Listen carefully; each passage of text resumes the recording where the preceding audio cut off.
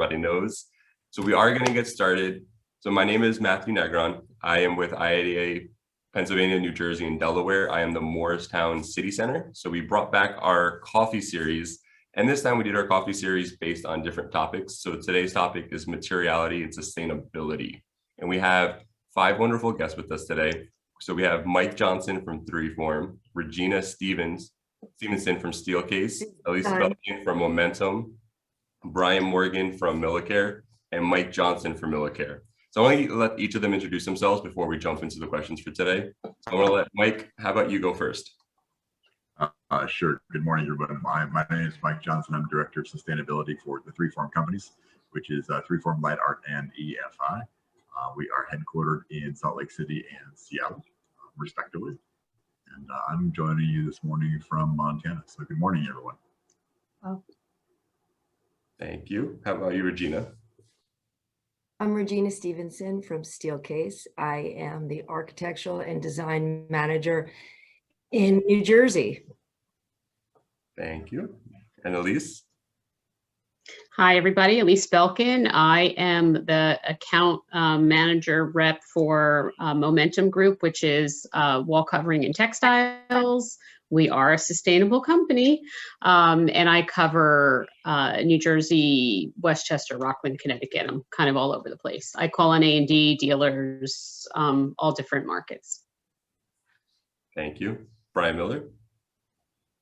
Morning, everybody. My name is Brian Miller. I'm with Millicare, the franchise business manager for the northern half of the United States, from everything from technical aspects to pushing revenue to different processes and procedures. So looking forward to the chat this morning. Thank you. And Brian Morgan? Brian Morgan, I am the Director of Operations for Millicare. So Brian Miller is kind of my alter ego. He supports all the franchise locations. So like the north of the United States, I support all the franchise locations to the south. So we help them with kind of their sustainable cleaning practices. So there's probably, and Brian, 60 locations throughout the world, maybe 40 to 45 of those here in the US. So thank you very much. So as talked about, our topic for today is going to be all based around materiality and sustainability. We have a bunch of questions that were submitted as everybody signed up. So we curated those questions for today's conversation and topics. And we're going to go around the room and let each of our wonderful guests talk about these different questions and their answers and kind of what they think. And if you guys have any questions along the way, feel free to put it in the chat box with the Q&A. We'll definitely be monitoring that throughout the talk.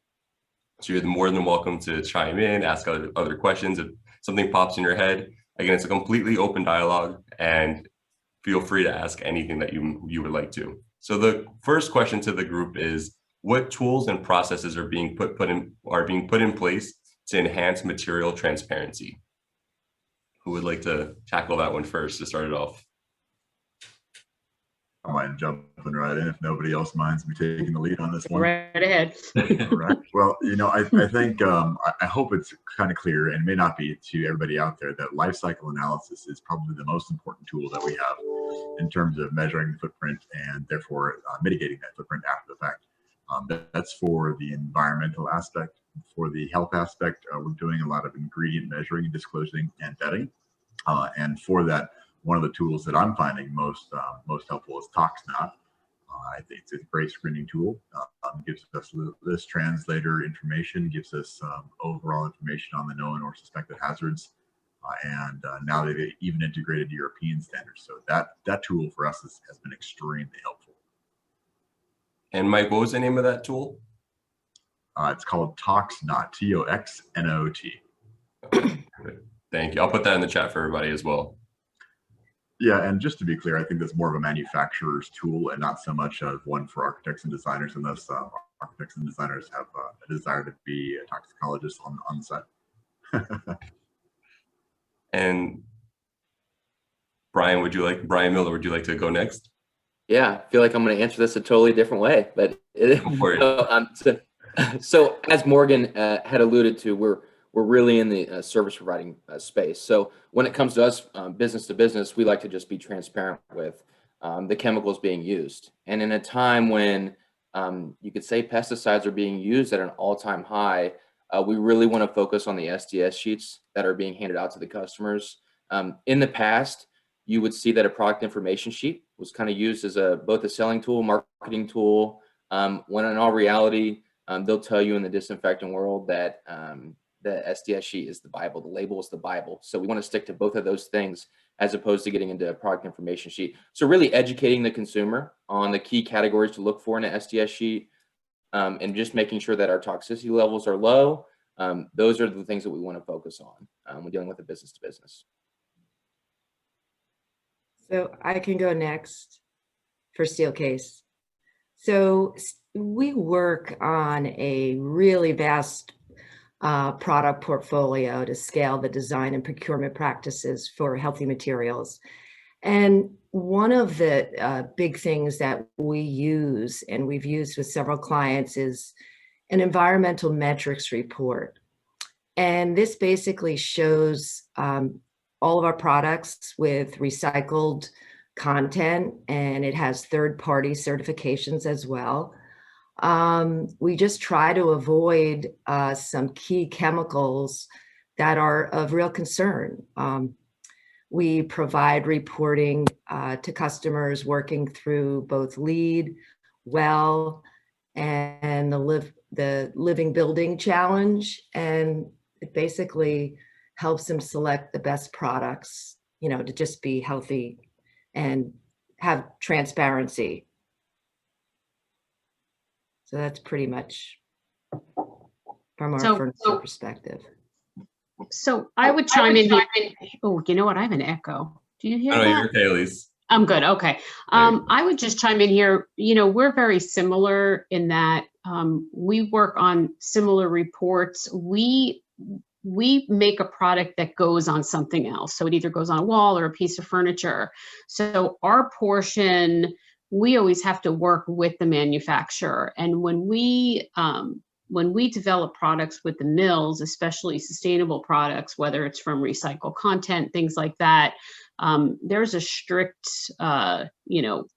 strict level at the mill where they're testing things and they're, measuring how much of a recycled content, or, making sure things are being tested for industry standards, whether it's a fire code test or a test for a special finish. Does it have harmful chemicals? And everything is always being analyzed. So I think that's overall an industry standard, not just for my product, but for every finish out there.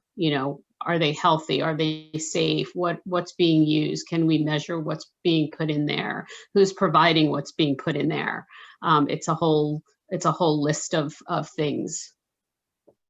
So I'll jump in here real quick because I like Elise's answer a lot there, because like she said, she makes a product that goes over something else. So one tool we like to use, it's probably more of a certification than it is a tool, but the Green Seal certification we like because what they try to do is make sure that your chemical, right, doesn't have just a bunch of added things that don't need to be into it, right, in that chemical for it to work well, right? So don't just add a blue dye because it's a blue dye and it makes it look cool, or don't add a fragrance just because it makes it smell really nice, right? All of those things constitute energy, right? And so they put that green seal on there saying, hey, this is a sustainable cleaning type chemistry that doesn't have a bunch of extra additives that it doesn't need for that sustainability purpose. So that's kind of one of the things that we kind of concentrate on when we go at the cleaning industry.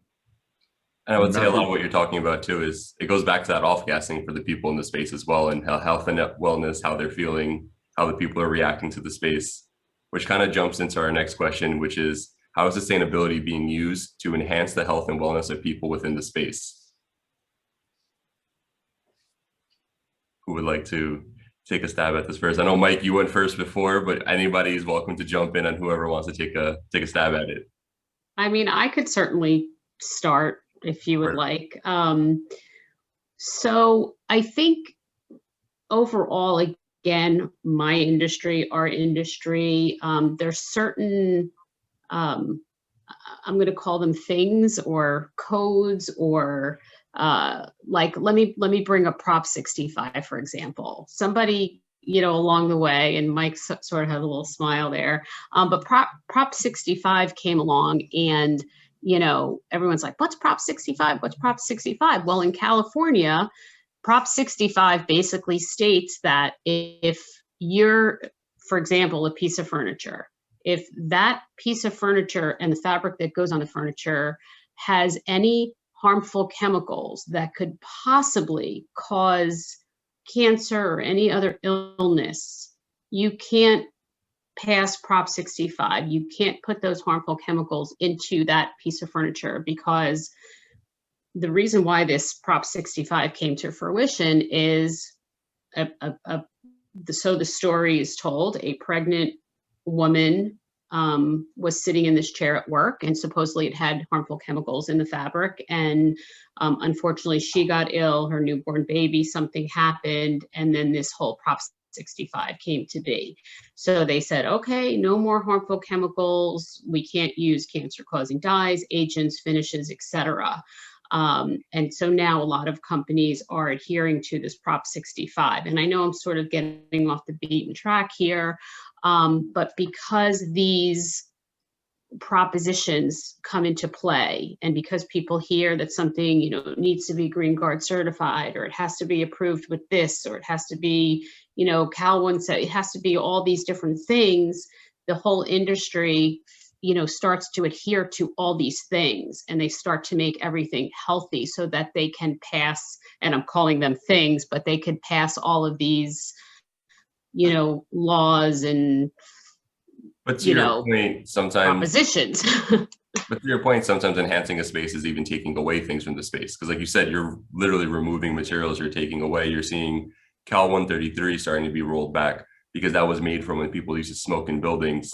So a lot of manufacturers just pumped chemicals into those so that a piece of furniture wouldn't turn, light on fire. So, to your point, it's enhancing a space is sometimes also taking something away. Exactly. And again, I know I was going off the beaten track here, but sometimes less is more. There's no question. And you can make a beautiful space, minimalistically. Absolutely.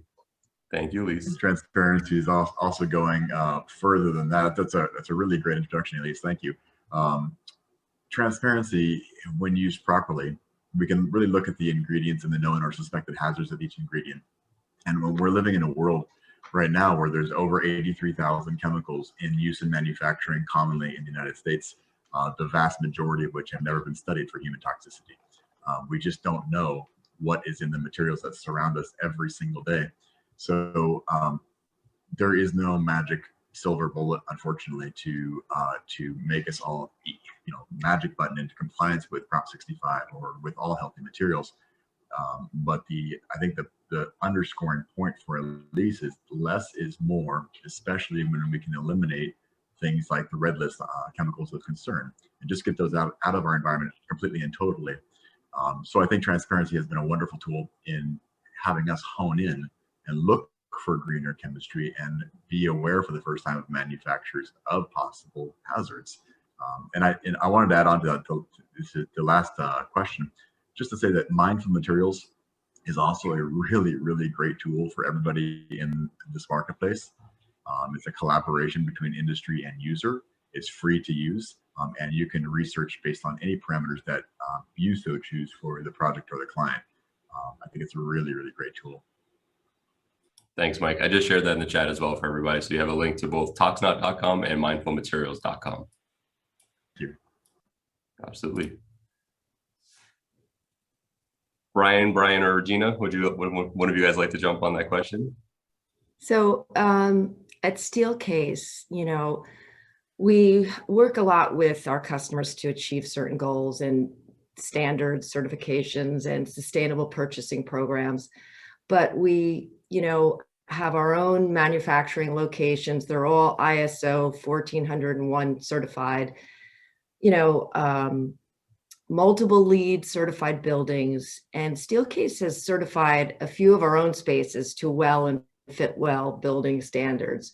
We kind of use our employees as our own subjects of our research. We're huge with research. So we have this well-being hub, we kind of I'm taking a different take of what we have in our facility to do this. And we have this well-being hub in Grand Rapids that it's there for our own in-house services. So helping people with services like diet, exercise, family consultation, benefits discussion, and, you know, just their own mental health programs. I mean, this is a way that, you know, we're working with our own people within our space for those health and wellness programs. So we do that every day. No, I think that's a big deal that you're actually, it's not just preaching and saying your product is, you guys are actually living the life of it and incorporating into your spaces, which is amazing. Yeah, I think to add on that, Matthew, I just view environment, it's just a cornerstone of sustainability. So when we look at environment and we focus on where are people the most, indoor air quality is such a big deal to us. So having that right setting in a building is going to promote good health. So what we look at is, and we've been doing it since the 90s, is this dry powder cleaning, which reduces our water consumption, which is going to create an environment where we're not using specific cleaning processes that are going to just leave the carpet cluttered, right? Because in actual reality, our carpet is the largest filter in our building. So we want to make sure, just from a sustainable practice in health and wellness, that we're maintaining that largest filter in our building. So we really try to focus on what we can do to promote the indoor air quality within a space. Yeah. Like Brian said, people, like American businesses, will spend a lot of money on sustainable materials and finishes, yet how you maintain those materials and finishes also have a massive impact on that environment, right? That where that building occupant actually is. So you've got lots of organizations that focus on kind of the best sustainable type practices. Well, is getting into that space. The amount of documentation and testing that happens regularly within those standards, I think is great and can help towards sustainability, enhance that health and wellness of people. Thank you, Brian. So we have Elyse back, I believe. She dropped off for a moment. So we're going to go into the next question. The next question is, what discussions have you seen happen with clients when they are set on a product that is not sustainable? And I think what's important about that is it's not necessarily trying to make a sales pitch to replace like your product for someone else's, but more of that education cycle. And what is it like? Because they're naturally going to give you pushback because, you know, when somebody wants something, they usually really, really want it. So how does that conversation go? What are the pushbacks you get? How do you educate them and do it in a way that's just very informative and allows them to make the best decision? I'll jump in first if everybody's okay with that one. But like from a sustainable practice standpoint, we go out and we clean floors, right? So we're always trying to make sure people understand that we're there to partner with them to extend the usable life of that floor, right? We don't want to see that thing go into a landfill. And the way we want to do that, we want to make sure we enhance that environment. So I don't run across so much like sustainability products so much as I do sustainable practices, right? So, but budget dollars always come into play. And one thing that made me think of is, I don't know if you guys read this book, but March of 2020, there's a book that came out, and I think Mike may have alluded to it a little bit, called Healthy Buildings. It's a phenomenal book, right? And in the actual, like in the beginning of that book, the author, Joseph Allen, goes through how he helps a hospital with a Legionnaires project, right? And they were able to locate it. They made sure to do all of the actual construction to take care of it. And then he hands them a program that they can use, a sustainable practice that they can use to mitigate Legionnaires disease ever getting into the water.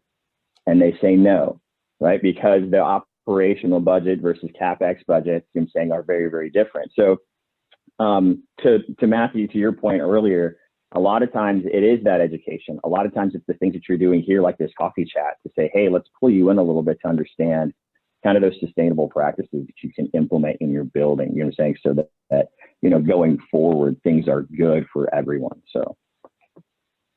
No, absolutely. Thank you, Brian. Risk of talking too much, I'll jump in here. Two things I want to bring back. One from Brian about avoiding end-of-life disposition as landfill or incineration is absolutely paramount. When we're looking at life cycle analysis, we're looking at the majority of most products are coming from the extraction and then the manufacturing and disposal, so that the use phase is generally pretty low. And then secondarily, Regina mentioned in-house practices. And I want to go back to that for a minute to answer this question, because in my world, you can do one of three things as a consumer. You can buy a sustainable product from a terrible company, you can buy a terrible product from a sustainable company, or you can buy a sustainable product from a sustainable company. And that's just the fundamental fact. So I think if there is somebody who wants to buy something that doesn't carry all the accolades in the world, just make sure that you're buying it from a company that has great in-house practices, that is addressing the environment and social equity and the health of their own employees in-house. Then you can feel good about it. If that company is doing the right things, then the product inherently carries those things forward as well. Yeah, we try to act like we think of, I drank the Kool-Aid at Steelcase kind of thing. So we act on our integrity, as we always say. We try to tell the truth, and we're all looking to protect the environment. So Steelcase makes every effort to scale sustainability objectives across all of our global products. And, at that same time, we recognize that not every product has the same level of information. So, we take those deep assessments into accountability of all of our flagship products. But this is why we have like this environment metrics tool that we use. And it's kind of a proactively engagement discussion that we have with customers, whether or not their product mix is meeting the sustainable goals, and if there are discrepancies, we try to guide the customer to select an alternative product. And, just so they have confidence in their sustainable attributes, we may consider resourcing work to the products in question. I mean, we're all trying to do that same measure and, work on that same core value, I guess. I'd like to add on what Regina said there. And again, in the maintenance world, we use a term called ramifications of specifications. And I joke in the right crowd, this is not, but typically the A&D community is my biggest job security. So I want to thank each and everyone on this call. But and just to provide an example for you all is I'll walk into a space often and I will see a beautiful stone floor. And next to that beautiful stone floor, I'll see that there's grout lines throughout that beautiful stone floor, whether it's design or whatever it may be. And what I try to educate the customer on is, wow, it looks great right now. But let me tell you, when that grout line starts to get dirty and you have that stone floor that's, calcium carbonate right next to it, if you need to use an acid cleaner to properly clean that grout line.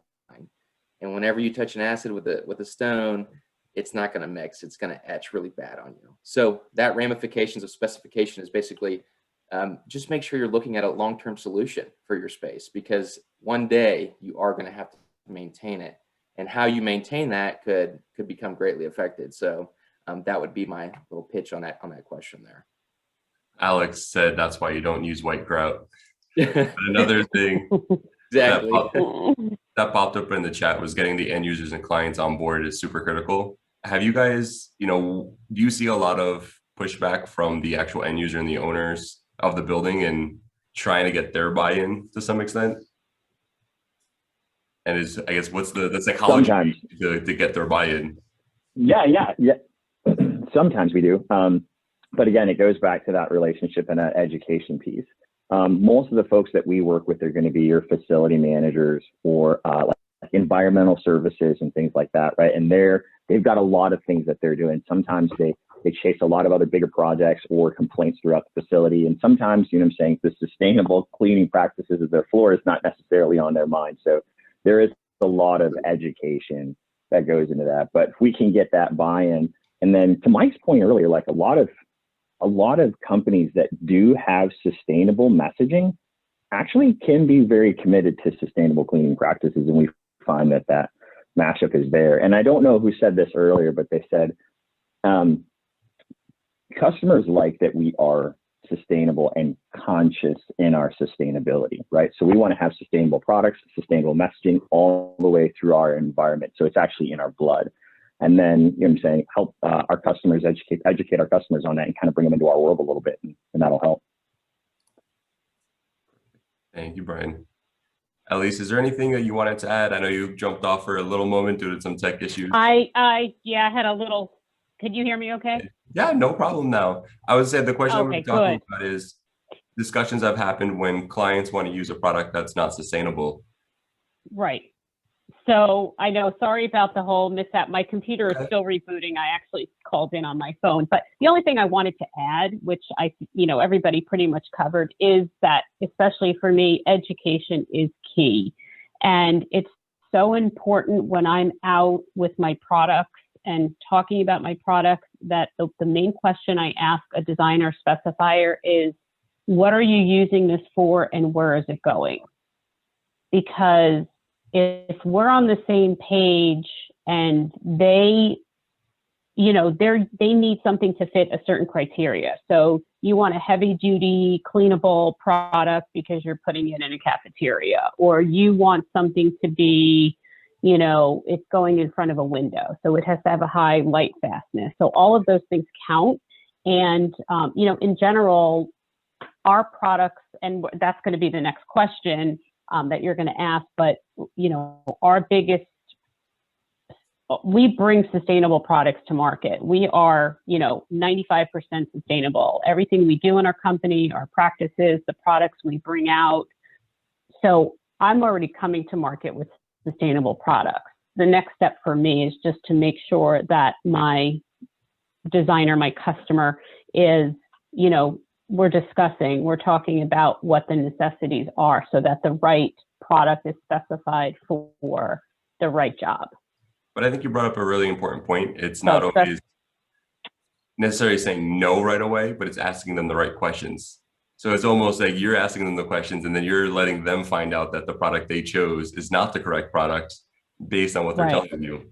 So I think that is something that's super important. Right. And at the end of the day, it's so important because 6 months down the road, and we've all been there.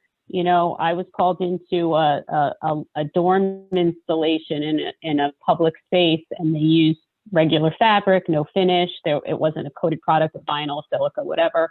And within 6 months, the fabric was destroyed. It was dirty. It was ripped. It had to be replaced. And the designer picked it because it was beautiful and it looked great in the space. But at the end of the day, they would have been better off with, something that would be cleanable. Absolutely. And so it was replaced and everything looks beautiful. But, sometimes you could find something that fits all the criteria. Not only does it look beautiful, but it fits into all the criteria for that space. Thank you, Elyse. So our next question kind of builds off of this. And as you had mentioned, it's going to be, how do you qualify the carbon footprint of your products to show it's a sustainable choice to your clients? So essentially, what product certifications are you going after? Do you go after cradle to cradle, VOC, declare labels, mindful materials, and so on? Because you guys have mentioned that, there's so many different options out there, but like, which ones do you choose and how do you know where to go? And is any of them the right choice? Or are there certain ones that hit at a higher level? Mike, you brought up mindful materials before. You have ToxDot now that's on our list. But anything else you guys can kind of add to that on just what's the way to go for designers and clients? Oh, now you've got my passion point. So I hope you don't mind if I jump in here. First, I want to tell everybody in the room and in general, remind us that as the building material professionals, we have a tremendous responsibility. We also have a tremendous opportunity because of that. Our industry is directly responsible for 35% of all global energy consumption every year, and 40% of all global climate emissions. We have a huge responsibility. We alone as an industry can tackle this problem right now, starting today. So let me get to the answer to the question. Number one, EPDs, environmental product declarations that are third-party verified, product-specific and manufacturer-specific. Those are absolutely paramount if you want to understand as a manufacturer where your carbon footprint is coming from and how to manage it. Once you then have that type 3 EPD, you can go back into your process, into your supply chain. You can make cuts and changes, and then you can produce what's called an optimized EPD.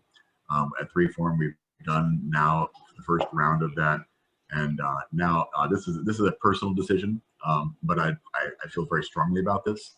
We are pursuing the Living Product Challenge, which is akin also to the highest level of cradle-to-cradle certification, which not only requires full reduction of carbon where you can, it requires a continuous carbon reduction plan, a carbon positive plan, which means that by the time we produce a product, we are actually starting to correct the climate problem because we produced the product.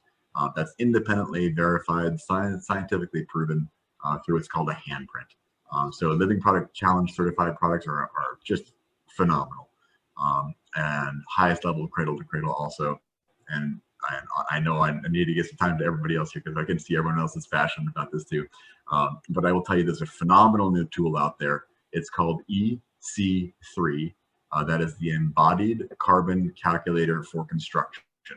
It is an absolutely free tool also that has taken all this information from, I think it's 26,000 EPDs already, and put it into a tool where architects and designers can easily lower the carbon footprint of their entire project right up front by choosing locally produced and responsibly produced from a carbon aspect or from a carbon standpoint for their project.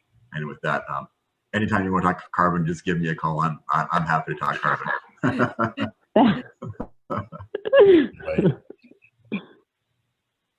So we've also conducted. You're very passionate, Mike. Oh, you have no idea. This is my You life. can tell he's the specialist. I love it. I love it. We've also conducted, our full life cycle assessments of the key products that we have and the lines, to publish these third-party EPDs, the environmental product declarations, like you spoke about there. It's very intensive work, right? So we continue doing that whole life cycle assessment and the carbon assessments to actually really move more quickly on calculating all of our embodied carbon for all our product lines. But Steelcase has, certified our products through BIFMA, SEC Indoor Advantage in Europe, NF Environment, Green Tick in Asia. We've Cradle to Cradle, which has been around for so long, and we're a mindful materials partner. Just so many different things that we do to certify. I mean, it just goes on, and we continue doing this daily, right? Globally as well. But, Mike, like you were saying, this is a huge passion of I'm not the specialist. It sounds like you are that specialist there at 3form, and I worked at 3form, so I knew how passionate 3form was about everything. And, we have this whole team of people that work on all this stuff, and it's just great. I think it's great that our whole industry is just so focused on this right now because it is so important. No, it's a good touch point for a lot of end users out there. You're literally affecting every single company out in the industry. So you guys have a huge reach just among your own companies, but with all the companies in the industry combined, it's a huge reach. Like, you guys are literally changing the world and helping people be healthy. And at the end of the day, saving the planet. Again, super important. So Brian or Elyse, would any of you guys like to jump on? No, I can't top any of that. Okay, that's no problem.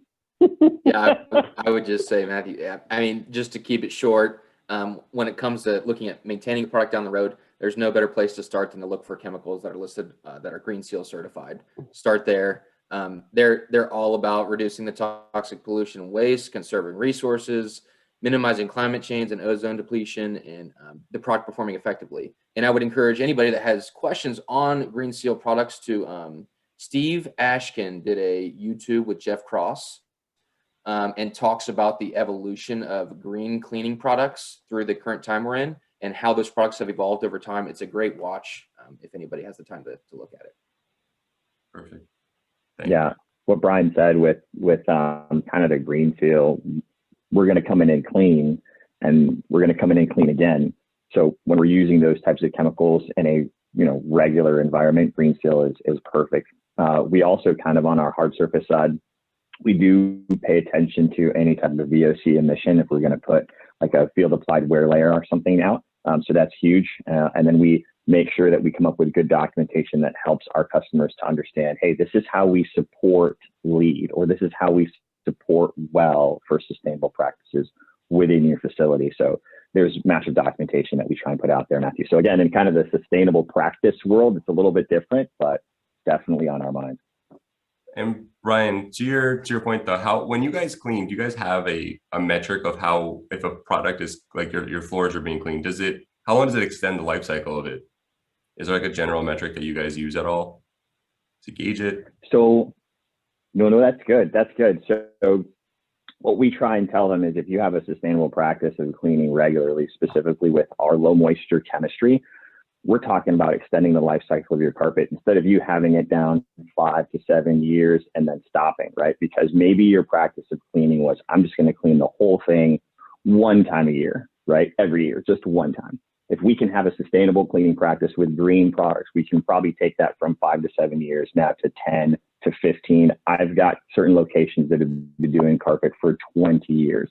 That doesn't make it to a landfill, all with green cleaning chemistry. So, Matthew, just to underscore what Brian is saying here, again, from a life cycle perspective, we see up to 80% of a building's entire lifetime carbon footprint in the first 10 years, in other words, construction. If we are ever going to meet the true goals of 2030, 2040, we have to look at the embodied carbon of products that you're choosing and going into built spaces, not just operational carbon. Operational carbon is 2030 to 2050 is the window we should be thinking about for operational carbon. And to meet 2030, we should be doing 2021 now to 2030 with the hyper focus on low embodied carbon across the life cycle of products, including the maintenance that Brian has been speaking about. That is absolutely critical. Absolutely. Thank you, guys. Mike, you said that better than me, man. I appreciate that. He is a specialist. And Mike, you're based out of Salt Lake, is that correct? I personally am based out of Montana, but 3Form is based in Salt Lake City, and Light Art is headquartered in Seattle, Washington. So thank you for joining us extra early. I need to get my inspiration every day.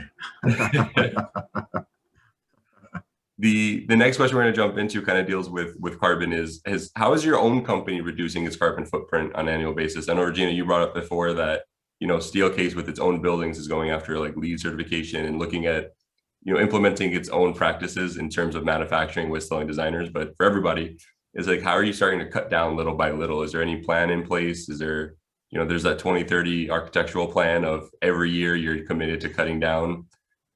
Anything that anybody would like to share with their own company? We're going to be carbon negative in 2030. So we are currently carbon neutral through our renewable energy investments and, our market carbon offsets. Very nice, Regina.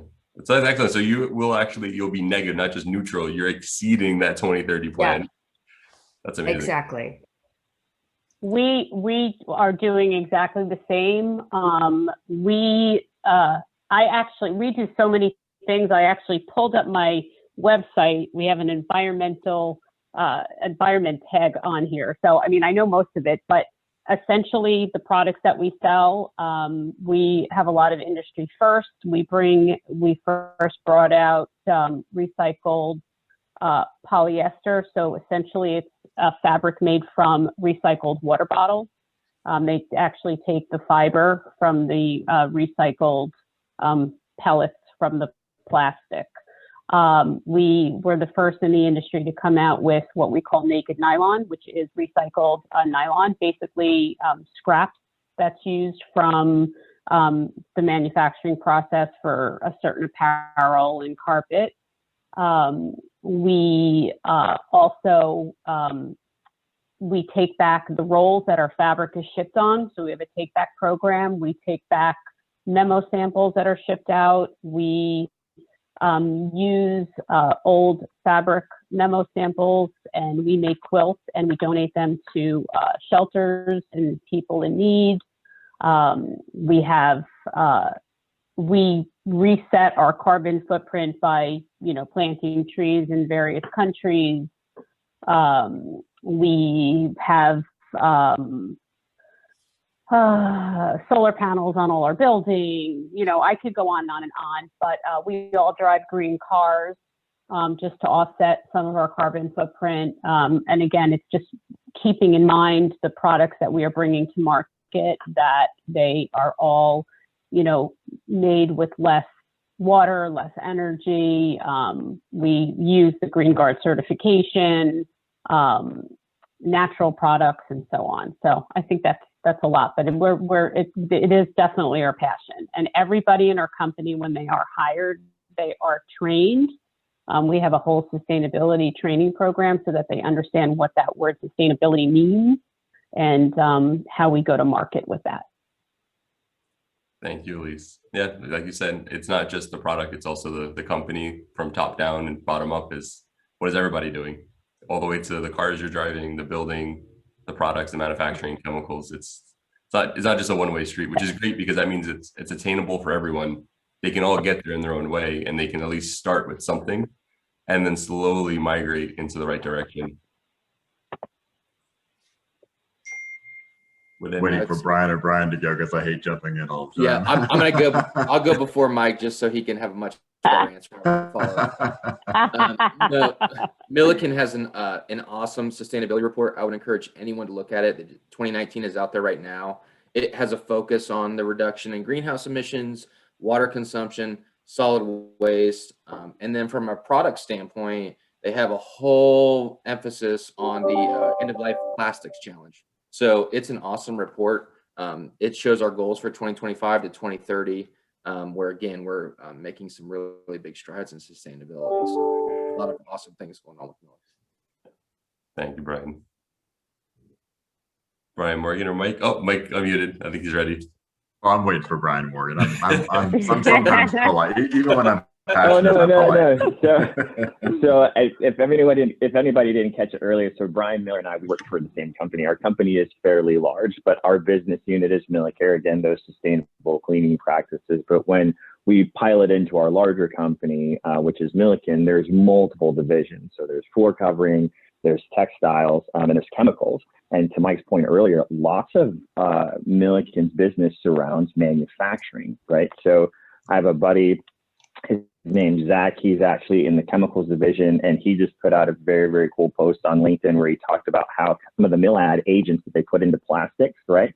They're helping customers to reduce their carbon footprint, because the way that you can make your, apparently you can make your plastics, right, uses less energy, right, and uses less product. So we can help people reduce their carbon footprint. So I thought that was pretty cool. So like Brian said, it's all the way through the company. So Mike, man, you're up.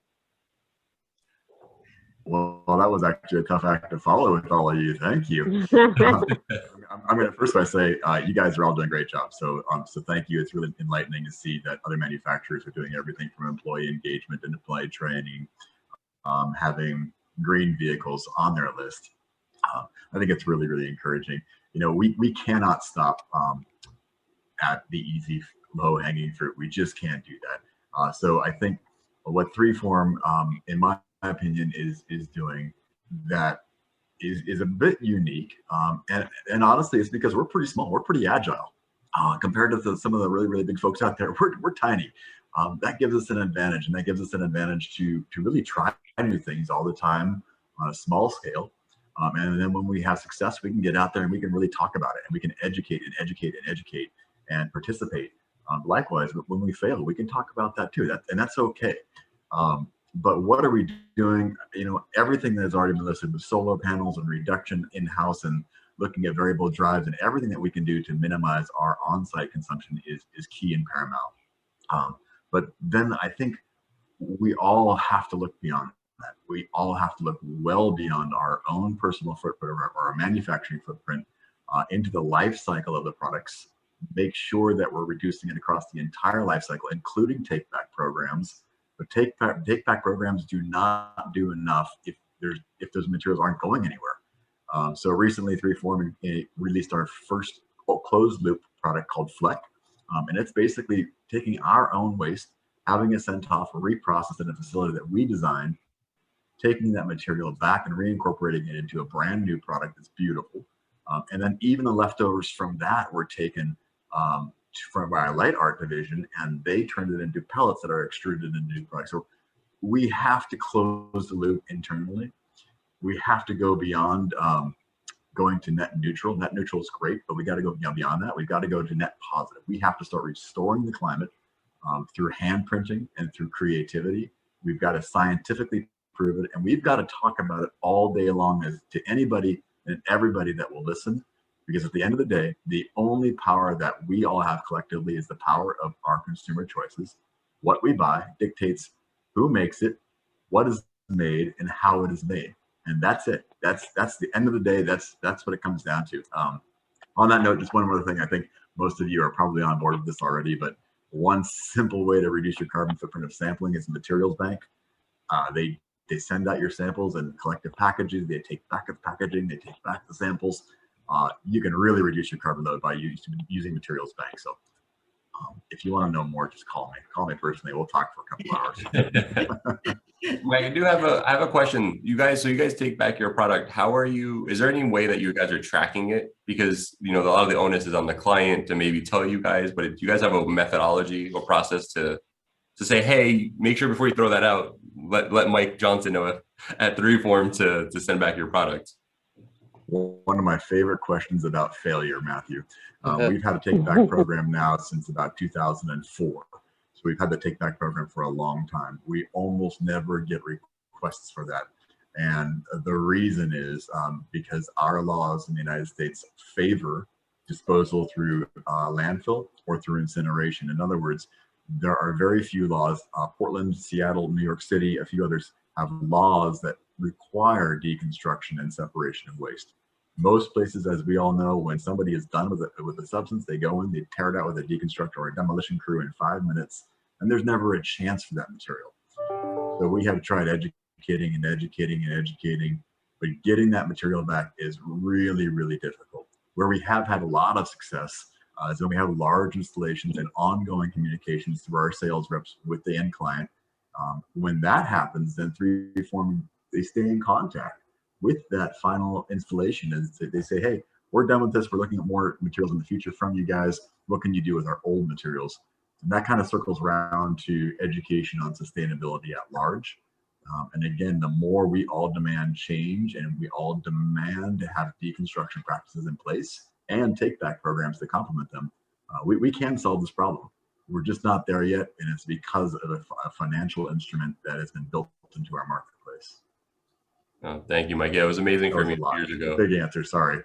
No, it's perfect. That's exactly what we're looking for. And I also shared the link for Material Bank in the chat for everyone, so you guys can all click on that and take a look at it as well, or you can definitely reach out to Mike.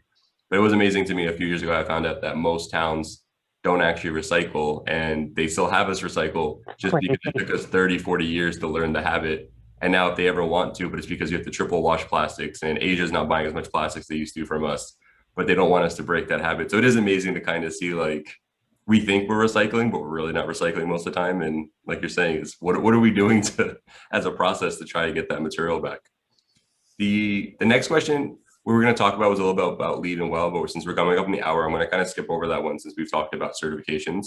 And I'm going to kind of jump into is, what are recent trends and hot topics in sustainable materials that you're seeing for your company and just in general? So like, what's up and coming right now? What is moving in the right direction? What are designers asking you guys for on a day-to-day basis that's just really, really hot and trendy to some extent? Well, for me, it's all about high performance and cleanability right now. And, I think it's because of the, current climate that we're in. Designers are designing for, safety, cleanability, being able to get the germs away. I'm not going to, get into COVID and all that, but in their minds, when they're designing, that's what they're thinking. They're thinking of the new space. How are we going to function, in this new era of the virus? How are we going to be able to clean it? How are we going to be able to make it last while we're cleaning? Can it be bleach cleanable? Brian, you could probably talk more on the whole cleaning aspect of it, but they want long-term, high performance products. And for Momentum, we're always coming out with new products or making products better. So we took vinyl upholstery out of our line years ago because it just was not green. It was made horribly. It was made with terrible chemicals and dye stuff, and it was just horrible. So we took it out. But we found that designers still really wanted to be able to use vinyl. So we brought vinyl back to the market, but it's now clean vinyl. It's phthalate free. It's made, in various clean ways with healthy products. And so that seems to be very popular. Coated products like silica, which is essentially made from sand. So it's a natural product. So natural products are very, very popular and high performance. And that's for us. Thank you, Elyse. Elyse, on what you said, Brian Miller and I were on another panel similar to this one for New Jersey's International Facility Management Association.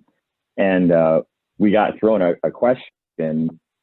Now that you're much less likely to pick up, the COVID-19 from a surface, saying, have we been over disinfecting? And so Brian and I and the panelists are there and we're like,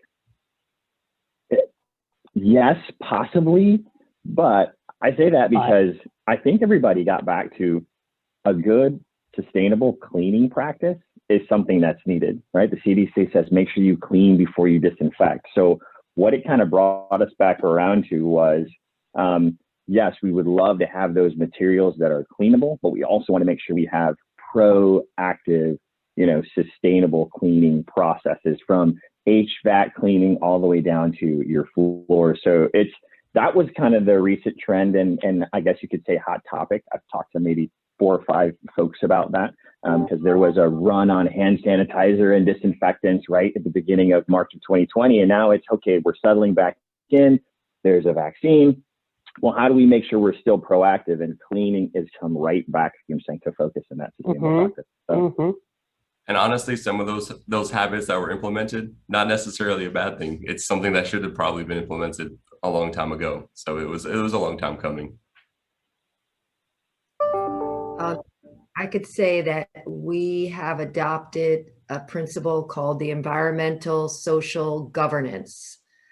That's what we're calling it. We've been proactively working on societal and environmental changes since 1912, but the top level issues are climate change, sustainable product design, diversity and inclusion, which is huge, employee well-being, and the product end of use. So that's our trends at Steelcase right now. Jump off of what Regina just said, because I do CEUs multiple times a week, pretty much every week, and I can tell you one of the greatest things that I've seen is the interest in social equity and environmental justice right now is absolutely through the roof. It is phenomenal. We have people asking us when 3form is going to have the just label. We have people asking us when we're going to have ISO 26001 reporting, and so I think the message has gotten out finally that sustainability is really minimally 3 things. You can call it what you want. We call it people, product, and planet, because we're not going to be here if we're not producing a product. And people don't matter if we don't have a planet to support them, and the planet can't survive unless people support the planet, right? So the people aspect, we have to start thinking about close to 8 billion people on this planet. We have to think about that very seriously. Because as Regina said, if we don't have diversity and inclusion, we don't have fair social equity practices through supply chains, it doesn't matter what we specify and what we use in our beautiful high-end buildings in North America. We have to think about this globally. We have to think about it now, because we have to have everybody buying into the one planet and the one mission that we all have, which is really to survive and thrive, right? I mean, what's the point of being here if we're not going to thrive? So I love that Regina just said that, and that's the one hot topic I've seen come so strongly this year is social equity. Yeah. Thank you, Mike. So we are coming up on the hour, and I want to kind of go over the last question, but reorient it a little bit of a different way. And essentially, as your closing remarks, is anything you would like to kind of throw in there, but mainly is like, what have you seen that's been implemented that is almost inspiring? Like, what kind of creative ideas have you seen? What have you seen implemented with your product, or even another product that's just really inspiring to you, and that can that'll kind of be your wrap up for the closing remark, and then we'll have an official closing after that. But it's always great to inspire others based on what we see in day-to-day life. Well, as fired up as everybody's going to get about stripping and waxing floors, I think it's a great way to close this. I would say, in a hospital environment, grocery store environment, VCT is so common, strip and waxing is so common. I would just encourage people to look into those, Elyse talked about, those high performance field applied wear layers are becoming really important. It's preventing people from sending crews in on a quarterly basis to strip an entire floor down with butyl strippers, put all this acrylic floor finish back on just to remove it the next quarter or the next annual year. So look into these field applied high performance wear layers that are going to prevent you from doing that. It can hermetically seal an LVT floor. So in a hospital setting, it's a huge deal. And at the end of the day, it makes it much easier to maintain. It can sustain it. You can even put slip fall. You can put little glass beads in it to create a slip fall performance. So there's all types of things that we can do with your current floor to where we don't have to rip it out. We don't have to throw it into a landfill, and we don't have to put wax over it over and over and over every quarterly basis. Thank you, Brian. Who would like to jump in? I'm just going to say again that I am never-endingly inspired by the folks that are actually getting living product certification or going after that, or to be fair, the highest level of cradle to cradle. The commitment that is required for a manufacturer to not only eliminate all of the carbon and negative impacts that they can, but then flip it on its head and go positive when they're making a product. This is how we save the world. This is how we make more social equity. This is how we make health in the built environment. We go not for correcting our damage. We go for making the world a better place by the very fact that we're making products. If we don't do that, we're going to have a long road ahead of us. And if we do, we're going to beat 2030. We're going to do the right things, and we're going to show the world that as an architectural community, we have tremendous, tremendous opportunity and power. Thank you, Mike. Tough act to follow. Who wants to try it and follow Mike? No.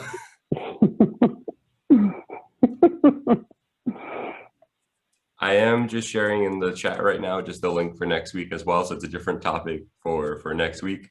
So next week we'll be on the past, present, the future design. So essentially, where we were, where we are now, and where we're going. And I think, a lot of what we talked about today will definitely play into that conversation as well. But a lot of it also be about space planning, designing, and just deeper thoughts. And we'll have speakers from HLW, HDR, Gensler as well. So it'll be a really nice panel as well, because it'll all be designers, so a little bit different from this week. But I do really thank all of our panelists that jumped on today. Thank you guys for being up so early in the morning, especially Mike, super early at your time. We really do appreciate it. So thank you, Regina. Thank you, Brian and Brian. Thank you, Mike. Thank you, Elyse. And, if you guys are all more than welcome to reach out to them as well. The link for next week is in the chat. So thank you guys so much. I think this was a great conversation and definitely very insightful for me. So I thank you for letting me be here and moderate for the day. Thank you, everybody. Hey, You guys thanks, are everybody. awesome. Have a good Thank you. one. Bye-bye. Have a great day. Bye-bye. Have a great day, everybody. Bye. Take care. Bye.